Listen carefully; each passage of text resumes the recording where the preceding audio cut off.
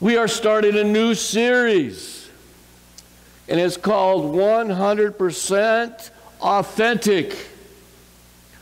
100% authentic. The world is full of false images and portrayals. We see a lot of it even in our own lives on Facebook. I know I talk about it a lot.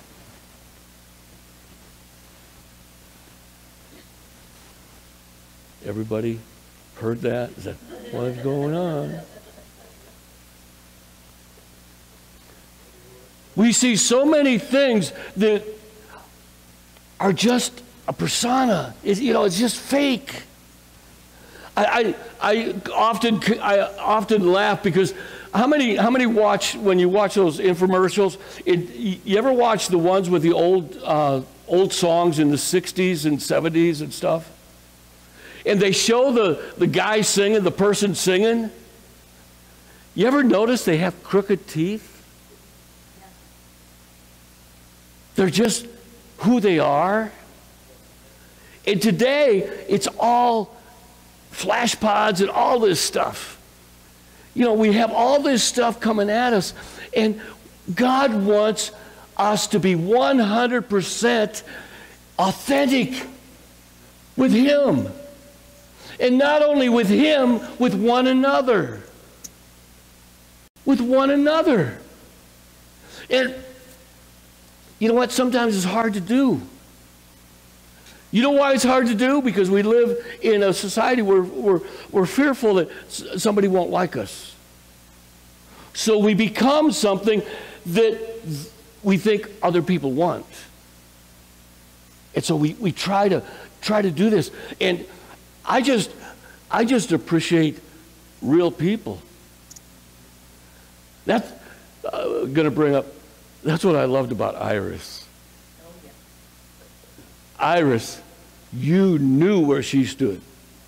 There were no questions. She would tell you in a heartbeat. And she was so real. And that is so wonderful to have. And God wants us to be real. And part of being real is, the first step in being real is to be real with ourselves, to be authentic with ourselves. It has to start here. That's where it begins. And God understands that. And because of His great love, we're going to look at someone's life and how it can impact our lives. And we can draw strength from it. We're going to read from Psalms chapter 51. Psalms 51. And if you would please stand once you get there. We're going to read God's Word, the first 12 verses.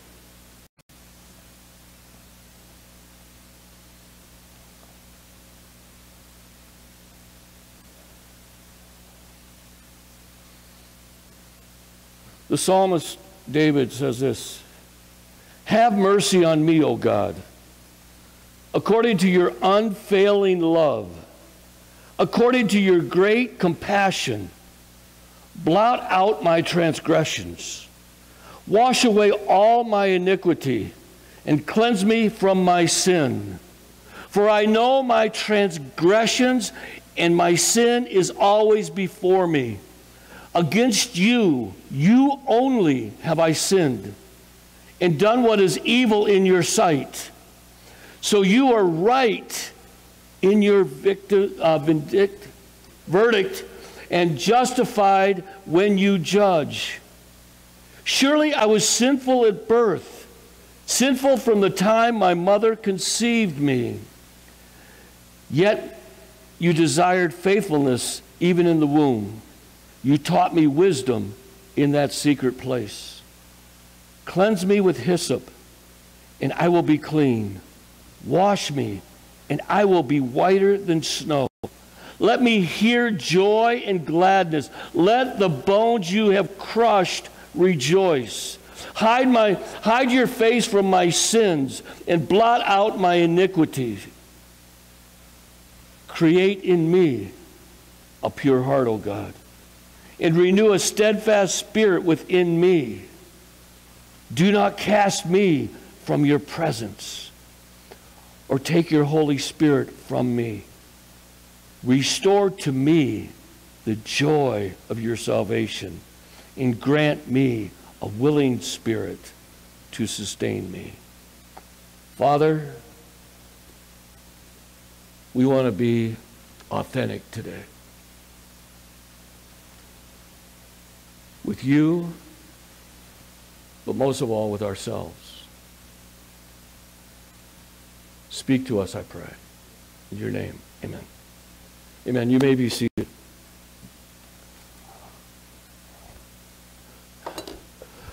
A few years ago, there was a young man. He was 16 years old. And he got in a car and he was drunk. And he killed 4 people.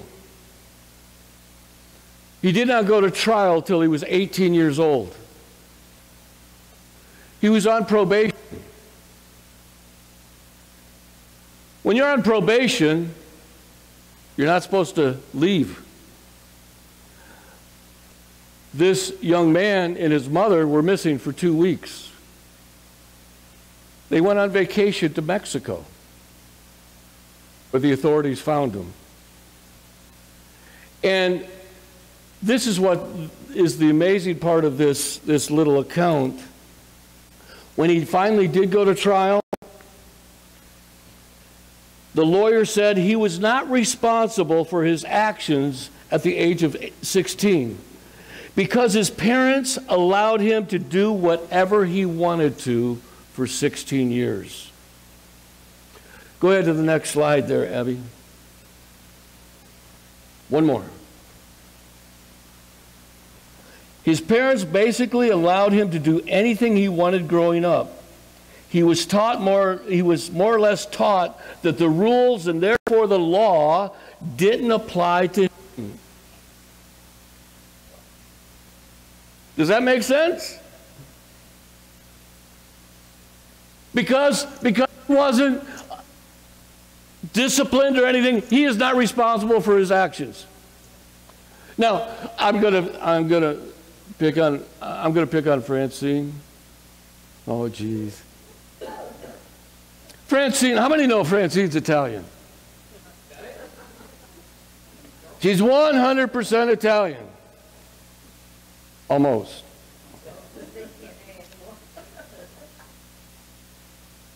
And when she gets anxious and stuff, you know what she blames it on? I'm Italian. I can't help it. I tell her, you're an adult. If you're Italian, you can make decisions not to get so riled up.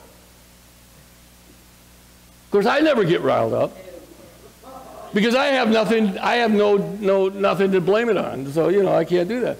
But, sometimes we say, I can't help it because we blame something else other than taking ownership of it. It's not my fault. It's my parents. Or it's, I like this one. I lost my job because my boss didn't like me or something, I know that happens sometimes. And sometimes it's your boss didn't like you because you didn't work. Take ownership of it.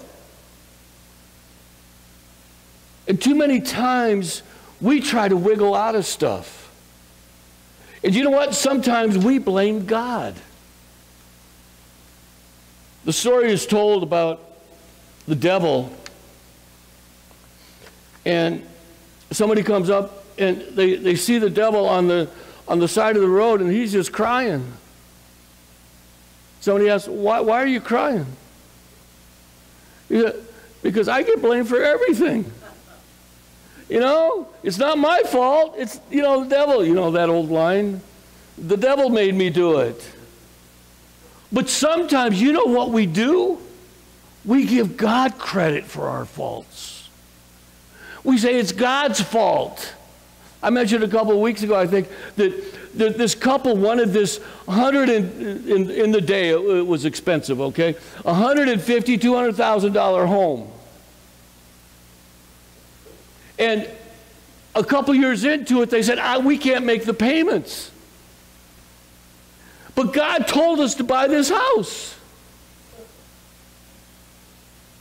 So in my mind, I'm thinking, okay, you bought this house because you wanted it. You knew you couldn't afford it. Now you're blaming God because you think He's the one that gave it to you. We have this tendency to do the blame game. It started even at creation, didn't it? Adam and Eve. Adam, why did you eat the apple? Eat the fruit. I'm sorry. Well, the woman you made for me.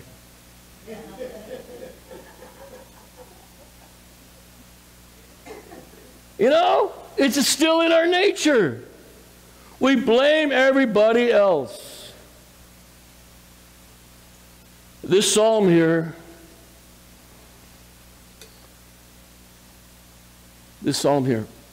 David becomes authentic. He takes ownership. He says, it's me. I can't blame anybody else. It's me.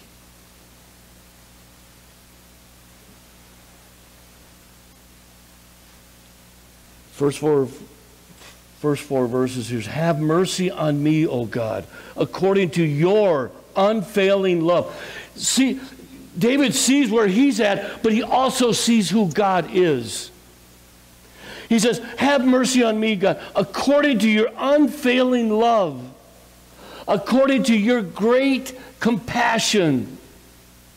Blot out my transgressions. He's taken ownership of it. My transgressions. Wash away all my iniquity. And cleanse me from my sin. For I know my transgressions and my sin is always before you. Against you, you only have I sinned and done this evil in your sight. So you are right in your verdict.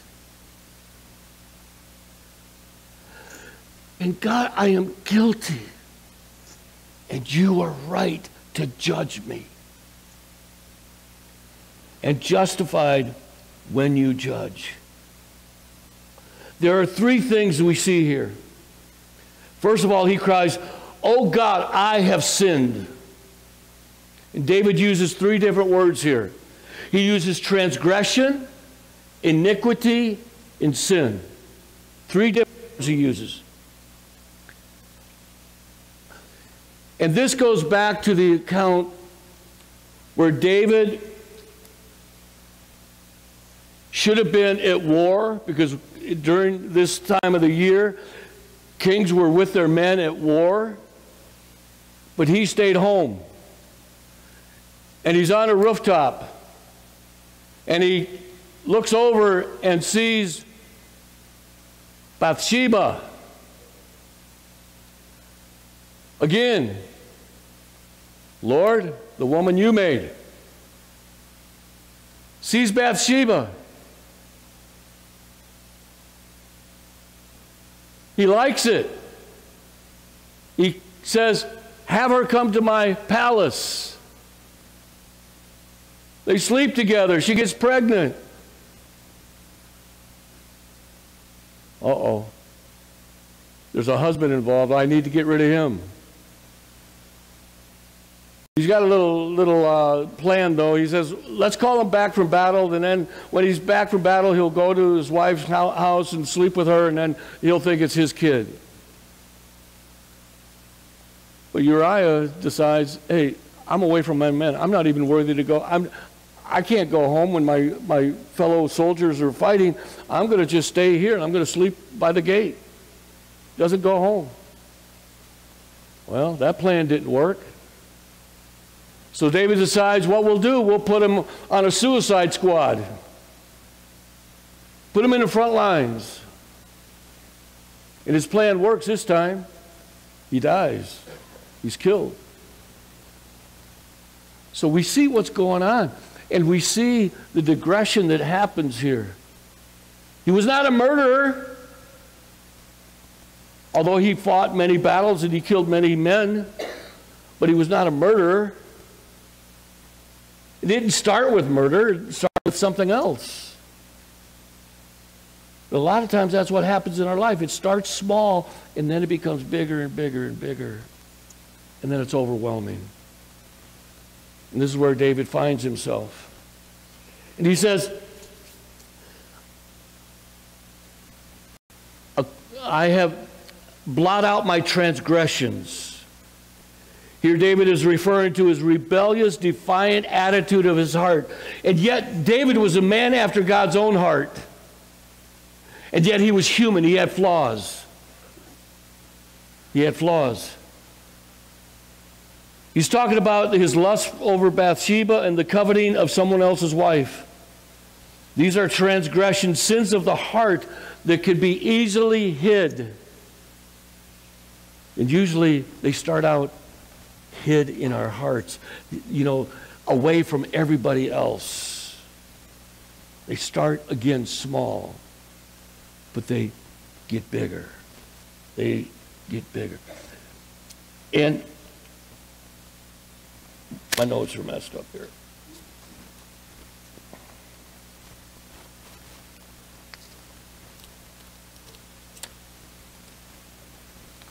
Hold on. Okay. The second one is iniquity. This refers to wrongdoing. It refers to wrong actions. If he would have taken care of it from the very beginning, he would have not made this decision to call Bathsheba over. David is acknowledging that not just the lust and the coveting that lay in his heart, but actual follow-through, having Bathsheba brought to him, the act of adultery, the arranging that led to Uriah's death. And then the third one is sin. Sin refers to missing the mark. It's a King James word. It's an English word. And the word sin actually comes from archers who would pull the bow back and shoot for a target. And if they fell short of the target, they called it a sin. And whenever we fall short of what God desires, that's where it comes in. It's sin. We fail to meet God's expectations, or not expectations, but what He wants best for us. We fall short. We miss the mark. And David knew this. And it's kind of a blanket statement for sin, isn't it? I mean, for wrongdoing, just sin. But he acknowledges there are three things here: transgressions, iniquity, and sin.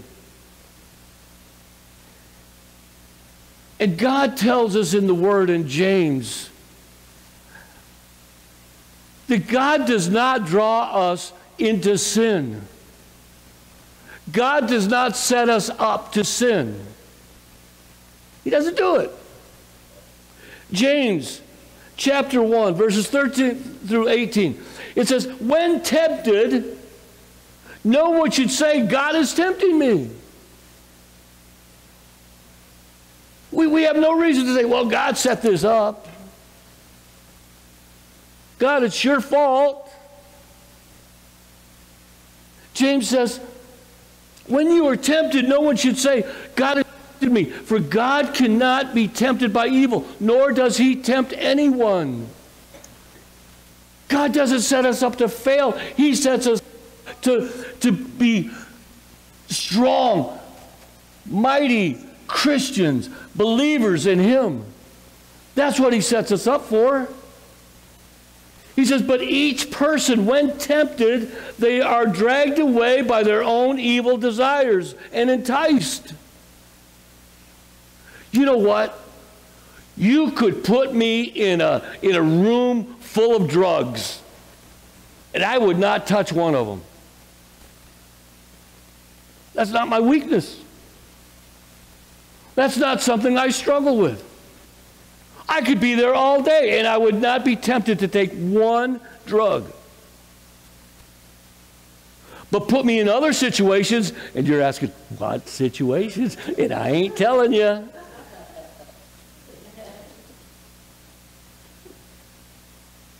Put me in other situations, and man, you talk about a struggle. You talk about a struggle.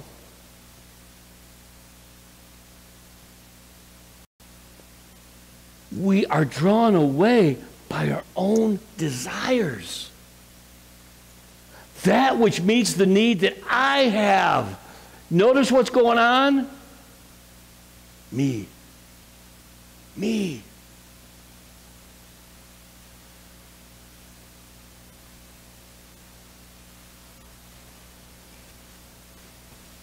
It says, dragged away by your own evil desires. What does it mean to drag? What would you think if I went out there and I grabbed one of you and I started dragging you down the aisle? That means you don't want to go, really, right? But I'm making you go there. Our own desires, they drag us. We don't really want to go there, but they're taking us there.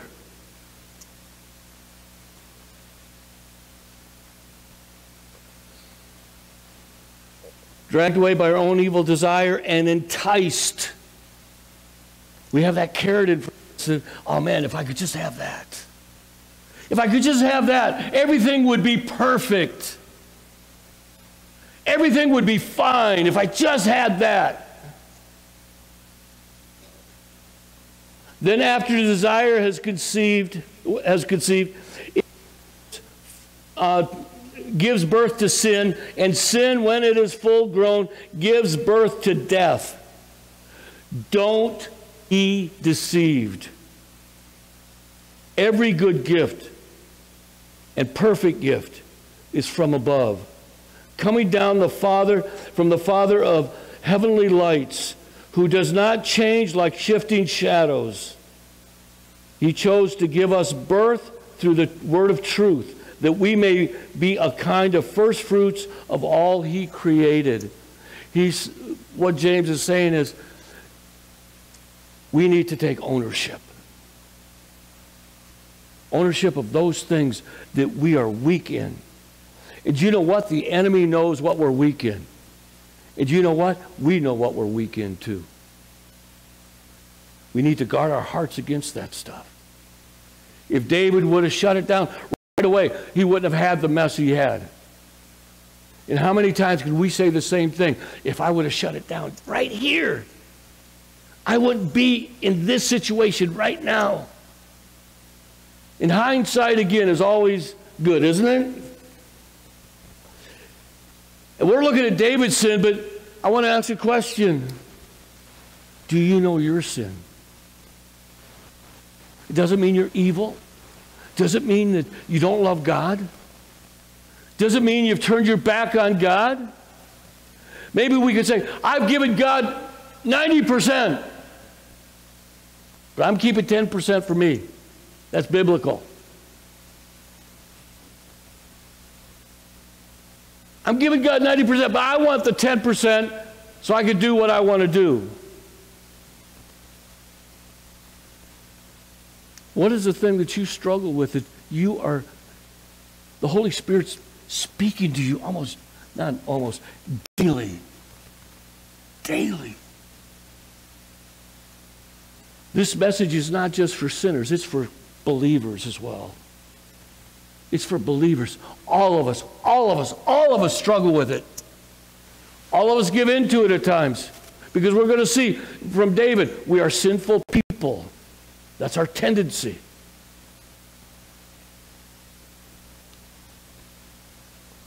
Many people know their sin, but only in a general way. Well, no one's perfect. I'm not perfect. So it's okay. It's all right. You know what I found out in life? As I grow in my walk with the Lord, Those things that I didn't struggle with before, the Holy Spirit speaking to me and says, now you're ready to take care of this. Now you're strong enough that we're going to take care of this situation now. And maybe in another year, there's going to be something else that the Lord deals with me about, and I need to change in my life. Because He knows where I am in my walk with Him. I am being changed into the Son's image every day. Every day, it's a process. And processes take time. And thank the Lord that He's patient, and He's loving, and He doesn't give up. He doesn't give up.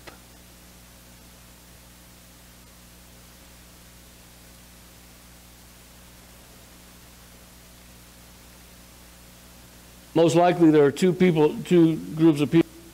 There are some this morning carrying around the weight of some really big sin. And you know it's here. And the weight may be so great that you come to church maybe just to appease God. Maybe there's others that are finding victory in what the Holy Spirit is living out in their lives. And it's not easy. It's not easy. We all deal with it. We all struggle with it. I don't care how spiritual you think you are. There are struggles that you have every day because we're drawn away by those weaknesses that we have. And God is so faithful. So faithful. He does not give up. David says, "Oh God, I have sinned." Then he says, "Oh God, I'm a sinner."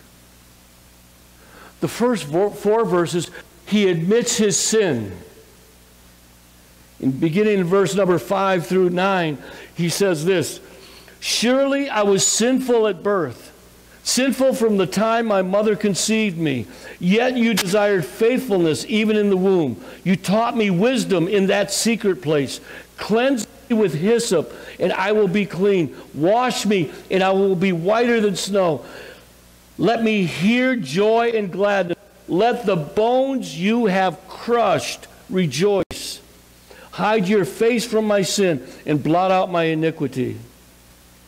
Verses 1 through 4, David confesses what he has done. In verses 5, he confesses who he is. He is sinful, as you and I are sinful. Let's not get this idea because we're Christians, we're sinless.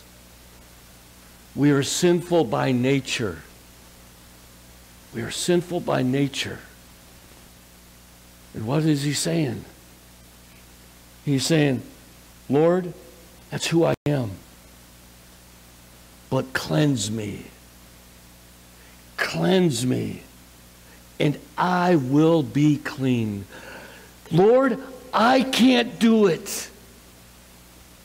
Lord, I can't get victory over this. But Lord, you cleanse me, and I will be clean.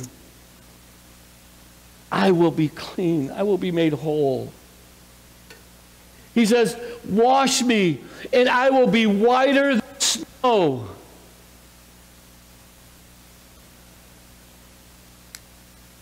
Wash me, and I'll be whiter than snow.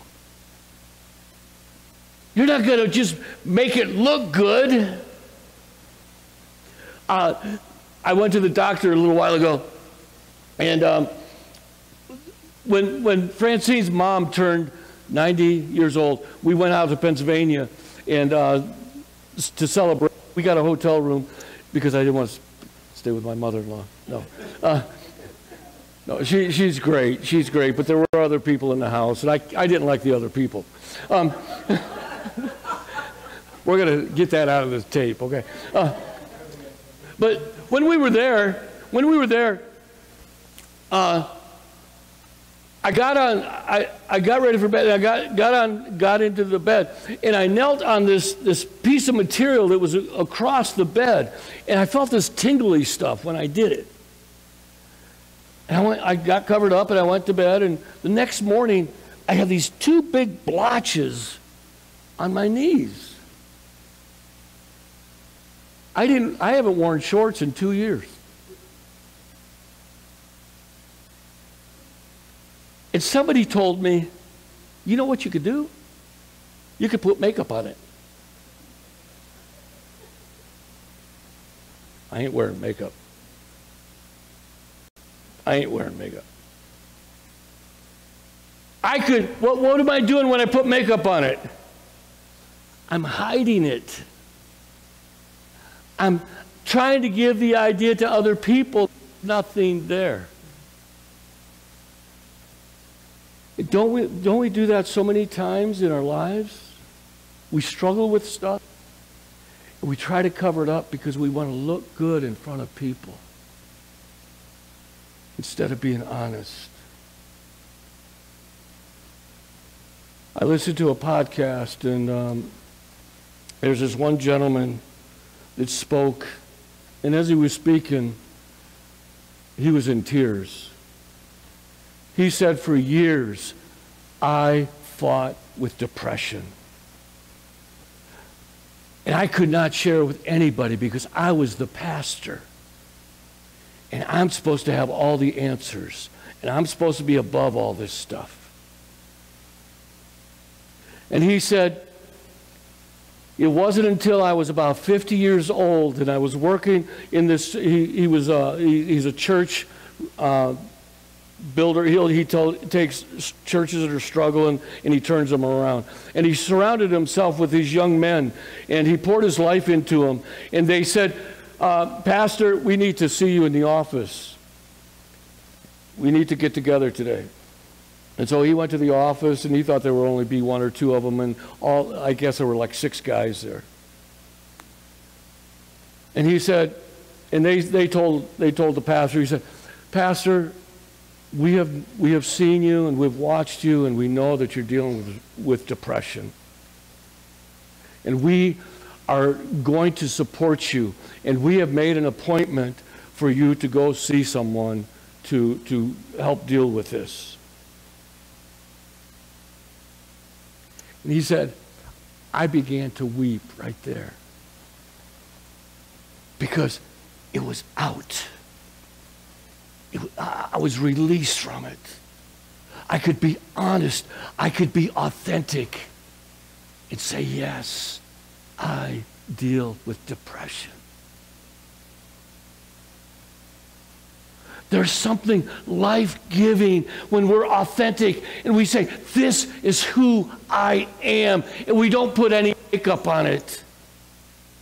We don't try to cover it up and do the Facebook things and the churchy things. And I know when to stand. I know when to raise my hands. I know when to say amen in a sermon. I know when to do this and that in the church.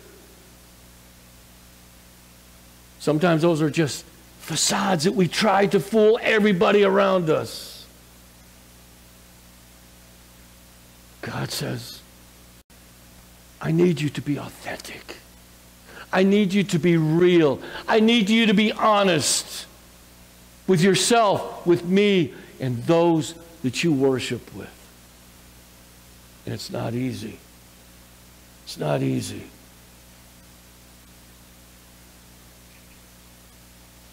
David says, I am a sinner. When we have been forgiven for something big, we are much more grateful than those times when we are forgiven for little.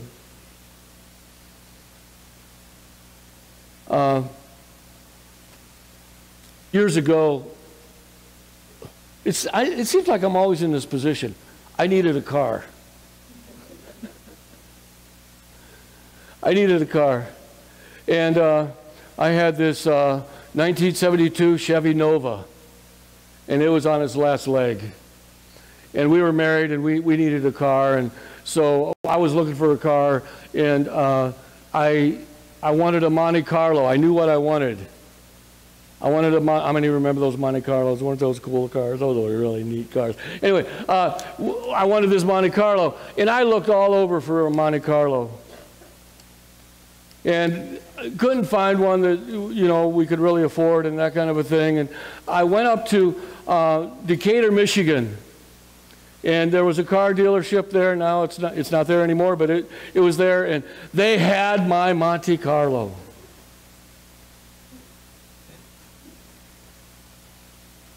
And so word got out that I found this Monte Carlo, and there was this gentleman in the church, and he said, I'd like to go see it. And so we drove up to Decatur from Niles, which is about half hour, 40 minutes, something like that. And we got up there, and one of the car salesmen took my car. He was out for lunch. Couldn't look at it. So we drove all the way back to Niles. And the car cost $7,000. And the gentleman pulled out his checkbook and wrote a check to me for $7,000. And I said, well, we'll work out payments. He said, no, there's no payments, it's yours. Do you think I like that guy a little bit? Do you think I like that guy just a... He not only blessed me, he blessed other people. He took our pastor to Hawaii. I mean, he was a giver. In fact, have you ever been to a hotel and those carbon waffles? You have the thing, you pour the waffle mix in and you turn it over and it cooks, and he's the one that invented that, and he had the business. He was a millionaire. To whom much is forgiven, it's appreciated so much more. That's what's sad about our Christian walk. We get to the point where we think we're good. We think we have attained and God's really happy with us. We fail to appreciate what He has really done for us. When we sing, I stand in awe of you. God, you forgave me. God, you've accepted me. How awesome is that? How dare I take that for granted? How dare I come to church and say, God, I'm here to do you a favor. I'm going to worship you and I'm going to present the word. This is for you, buddy.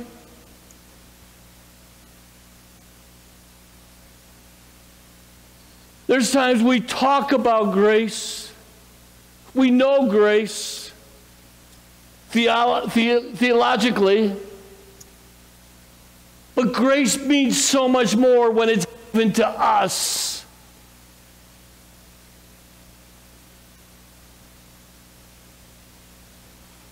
In Luke chapter 7, verse 36, it says, when one of the Pharisees invited Jesus to dinner with him, he went to the Pharisee's house and reclined at the table. A woman in that town who lived a sinful life learned that Jesus was eating at the Pharisee's house. So she came with an alabaster jar full of perfume, and she stood behind him at his feet, and she began to weep, to wet his feet rather with tears. Then she wiped them with her hair, kissed them, and poured perfume on them. When the Pharisees who invited him saw this, he said to himself, if this man were a prophet, he would know who is touching him, what kind of woman she is, that she is a sinner. And Jesus, knowing his thoughts, said, Simon, I have something to tell you. This is Simon Peter who was there. He said, teach me, teacher. Two people owed money to a certain money lender. One owed him 500 denarii, the other 50. Neither one of them had money to pay back. So he forgave debts of both of them. Which one loved him more? Which one loved him more? You know what? Sin is sin. God doesn't put sin 1 through 10, 1 through 100. We do. We do. It's amazing. Those things that we struggle with, they're down the list. Those things that we have victory over, they're kind of high because we judge other people. Boy, I'm glad I'm not like them. I don't struggle with that.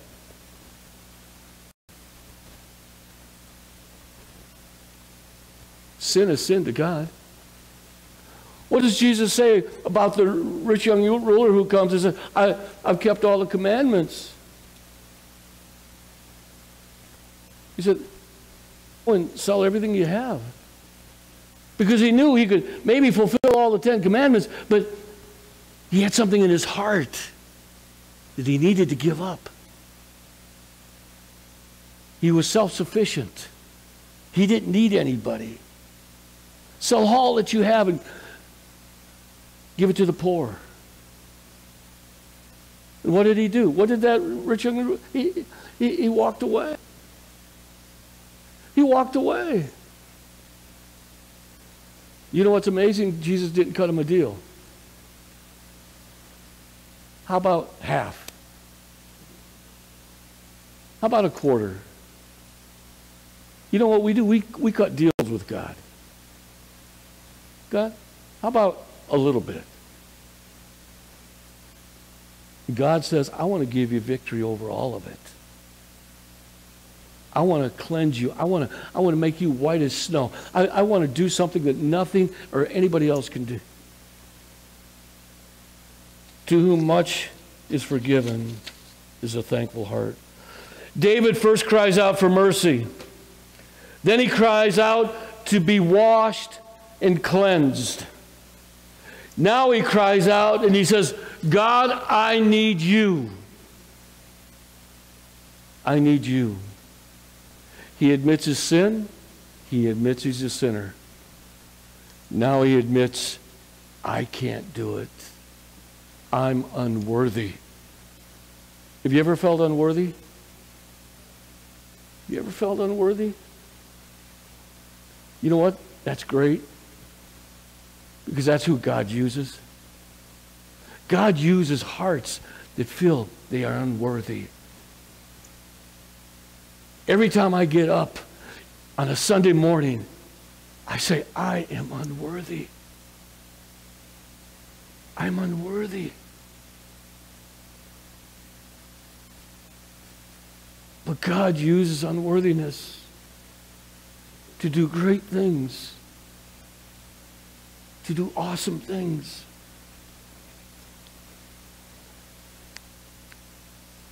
Oh God, I need your help. He says, create in me a pure heart, O God, and renew a steadfast spirit within me.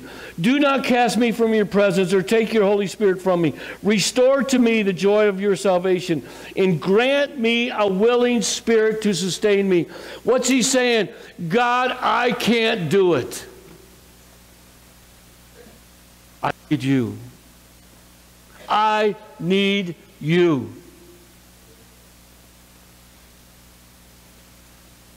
Again, we get so stinking stuck on our Christianity.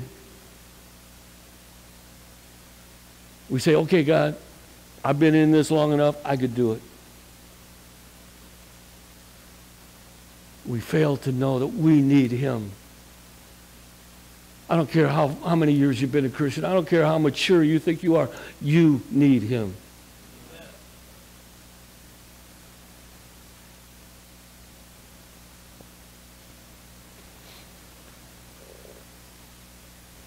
He says he needed help.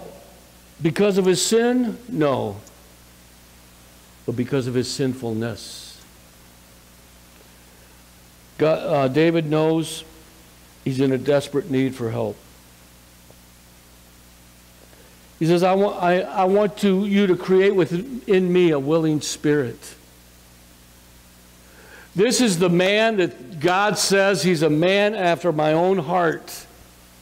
He's crying out to God and he said, give me a willing spirit. How much more should we be saying that prayer? As you go through this, make this part of your prayer life. God created me a new heart. Wait, I don't have to do that. I've been a Christian a long time. Want to bet? Lord, renew a steadfast spirit within me. Lord, I'm strong. I stand on your promises. No, you need this prayer. I need this prayer. Lord, don't take away your Holy Spirit. You know what? I heard this pastor say, the saddest passage in the Bible is when Samson realized that the Holy Spirit had left him.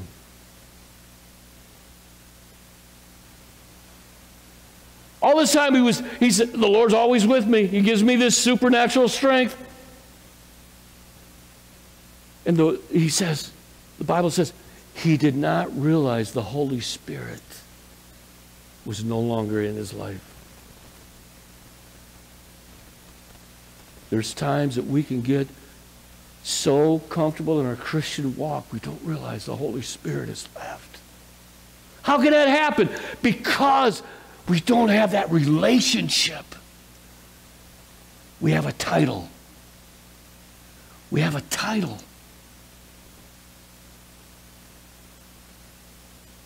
Titles don't mean anything. They mean nothing. God didn't call us to a title. He called us to a relationship.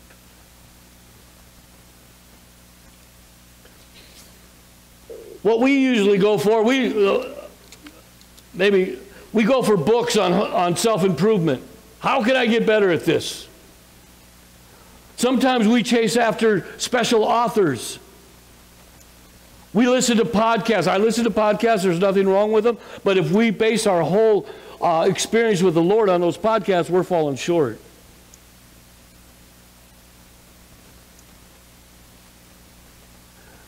Sometimes we strive in relationships. If I can have this kind of a relationship, everything will be perfect. Oh boy, things will be great. Francine thought she had somebody perfect, and 40 years later she found out she did. No faults.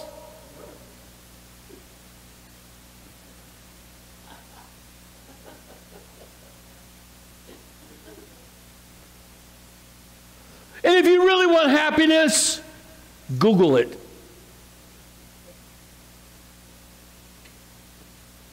If you really want to find fulfillment, you really want to find that peace with God, just Google it.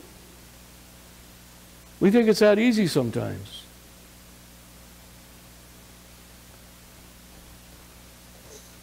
But you know what? We need to cry out to God. Create in me a new heart. The Word says His blessings are new every morning. They are fresh. They're brand new.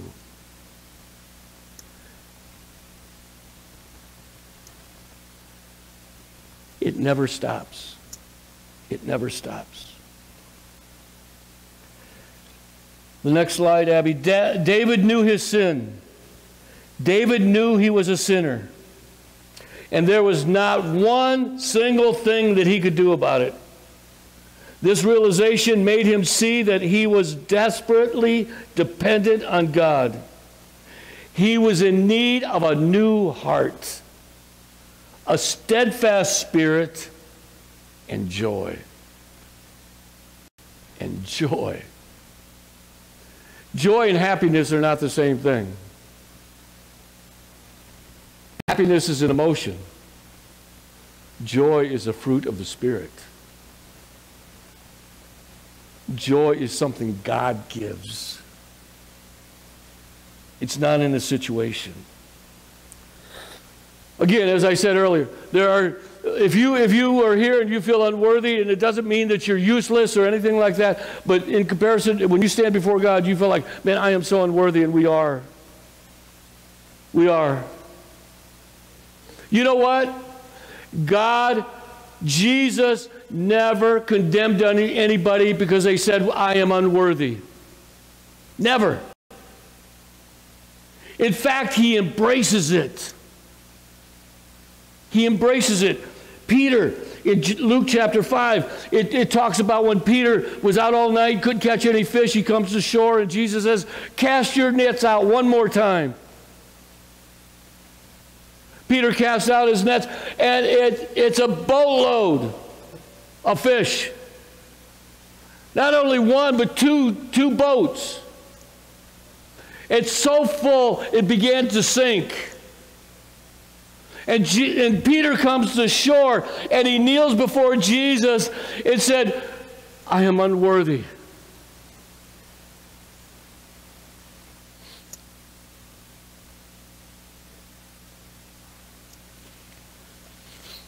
And what does God say to Peter when he says, I'm unworthy? Peter, follow me, and I will make you fishers of men. He takes an unworthy heart and he uses it. And again, it's not that we think nothing of ourselves. We think, oh God, you created just junk here. I'm not talking about that. I'm talking about, Lord, can't do it alone. I'm unworthy to even stand before you. I know you make me worthy, but God, whatever I have, I give to you, and I just want you to use it. All my shortcomings, all my weaknesses, all my strengths, all my giftedness, I give to you.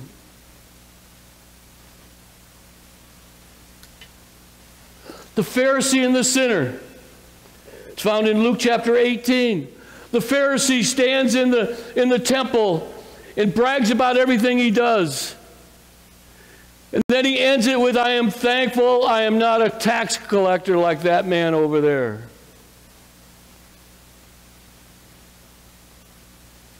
And then Jesus says this is what the tax collector's prayer was. Forgive me, God, I'm a sinner. The tax collector said, I need you. I'm unworthy. I need you. And then you have the great story of the prodigal son. Oh my. It's really not about the prodigal son. It's about the father. That's what this story is really about. We concentrate so much on the son because here he thought he had it all together and he's a loser. Oh, isn't that great? The story's about the father who's sitting on the front porch looking down the road every day hoping his son will return.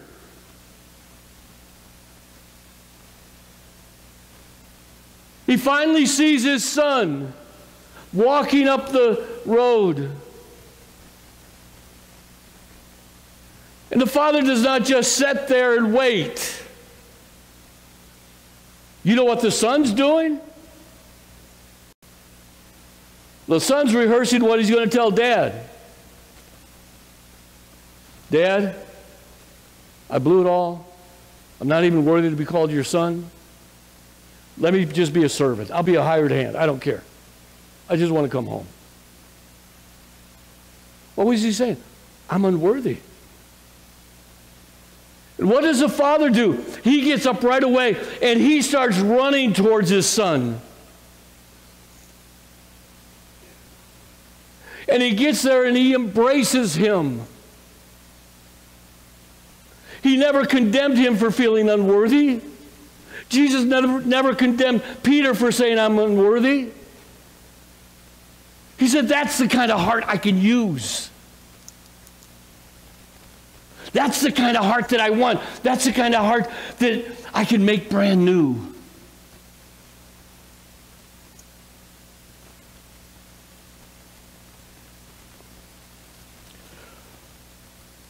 Look to the Holy Spirit to nudge you and help you. Know your sin. Know your sin. Know the transgression of your heart. Know the iniquity that is a wrongdoing. And once you do that, this is what's awesome. Then you can thank God for His mercy and ask Him to help you do these two things. Turn away from your sin and make yourself completely vulnerable to God. We need to be 100% authentic and 100% vulnerable to God. What does it mean to be vulnerable? To open up your arms and say, God, I want all that you have for me. I've been challenging us every day to ask God, give me all that you have for me today.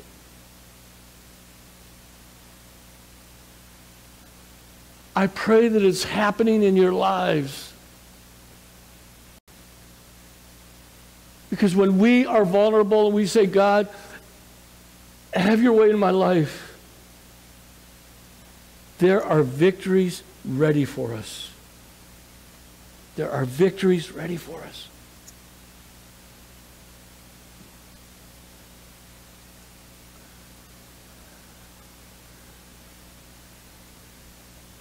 I want to open up the altars. And the altars are not just for sinners to accept Christ. The altars are for us to come and lay everything down to Him.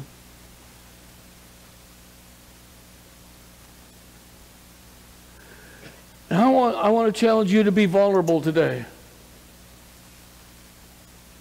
The Holy Spirit speaking to you, and you need to take care of something. I want you to step out, and I want you to come down here, and I want you to kneel either here, if it's not comfortable, in these chairs. I want you to make a step.